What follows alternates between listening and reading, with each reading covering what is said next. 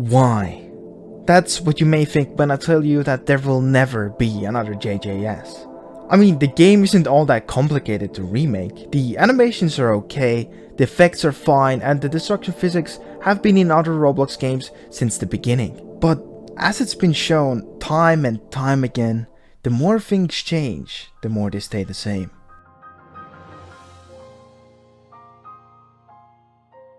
When I first joined the Battleground community, it fascinated me. I came from the type of fighting games where updates took up to months and all you could do in that time was wait and fight other people. But with Battlegrounds, they cut down on some of these side aspects and updates will become a lot more frequent.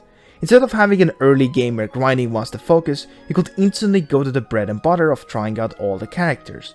This essentially gave developers an extremely easy starting point where they could build from there. Not only that, but with the high frequency of updates, people could get hooked early. Though, for most, that never happened, but I'll talk about that later. For me, my first real introduction was Sorcerer Battlegrounds, which had some really good quality characters and at the time, kept getting better. Then we had Cursed Arena, which had pretty bad quality but a massive pool of characters that hadn't been done before.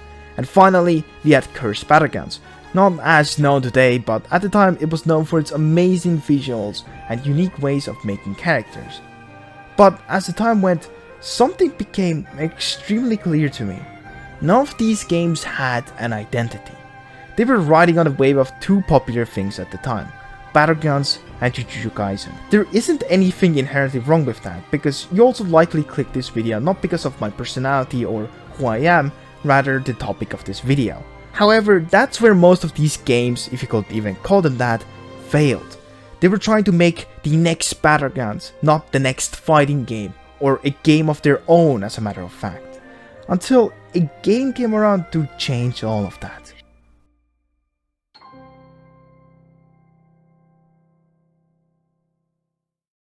So, where did I get my beginning with Jujutsu Shenanigans? I would say it was earlier than most, as it was around the time when Hakari just went into early access.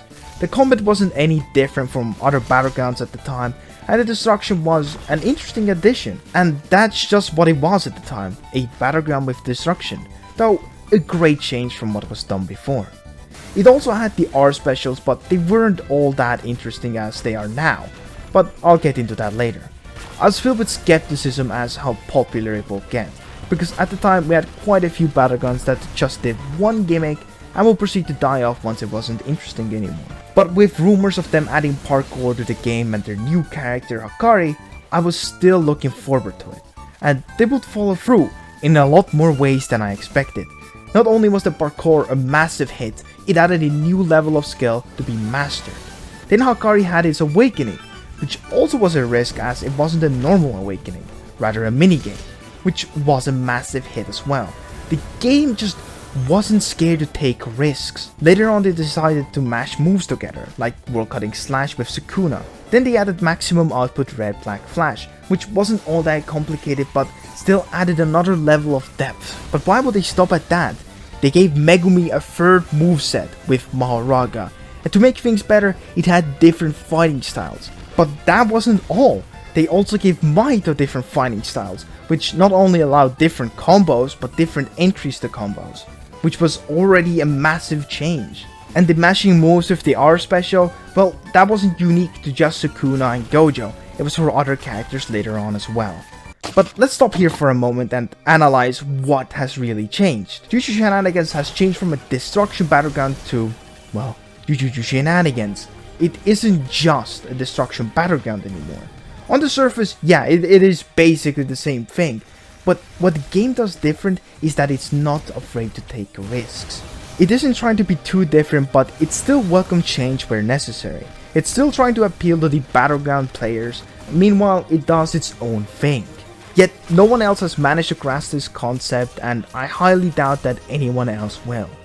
There are countless of battlegrounds that release monthly to ride the wave, as I talked about before. These games will keep releasing the same stuff over and over again for a quick cash grab.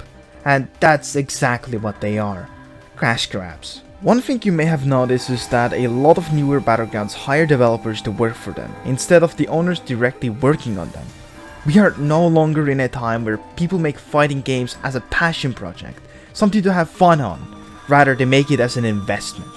And as long as we keep jumping on pointless hype trains or blind hate trains, we will never have another Jujutsu Shenanigans.